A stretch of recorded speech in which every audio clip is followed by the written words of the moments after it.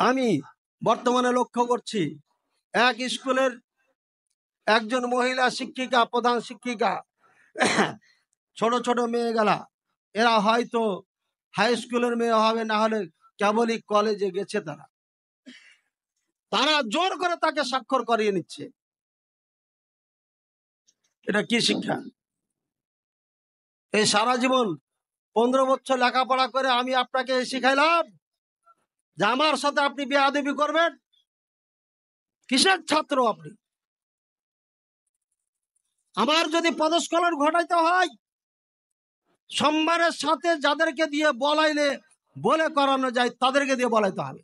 তুমি ছাত্র, তুমি ছাত্রী, শিক্ষিকা শিক্ষকের সাথে কখনো অসৎ ব্যবহার করতে পারো না। এটা ইসলাম শিখায় নাই। আল্লাহ পাক রাসূলুল্লাহ সাল্লাল্লাহু আলাইহি ওয়াসাল্লাম বলে দিয়েছেন যে যে ব্যক্তি বড়দের সম্মান করে না, ছোটদের স্নেহ করে না, তারা আমার দলভুক্ত নাই। সুতরাং বড়দের সম্মান করতে হবে আর ছোটদের স্নেহ করতে হবে।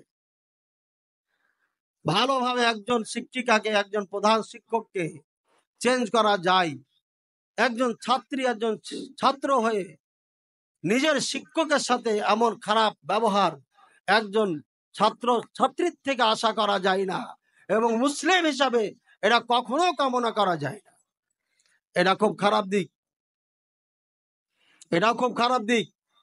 কারণ প্রত্যেকটি ছাত্র ছাত্রী হাজারের মধ্যে 2-1 বাদে, অথবা হাজারের মধ্যে 500ই বাদ দিয়ে দিলাম, 500 বাদ দিয়ে 500টি ছাত্র ছাত্রীর মধ্যে হয় বিএনপির রক্ত আছে, আর না হলে জামাতের আছে, না হলে আপনার এরশাদের দলের নাম কি সেটা আছে, আর না হলে পারে হাত পাখা আছে, না হলে তাল গাছ আছে, না হলে বট গাছ আছে, আরো যত গাছ আছে কোনো না কোনো একটা আছে।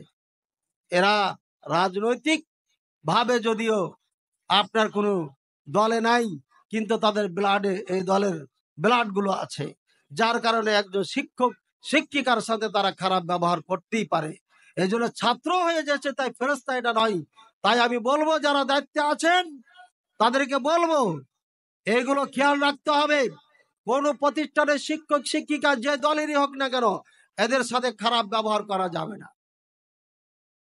এমনও সংবাদ পাওয়া যাচ্ছে যে এরাও নাকি চাঁদার সাথে জড়িত, ডাইরেক্ট না হলে ইনডাইরেক্ট, এমন সংবাদ পাওয়া গেছে।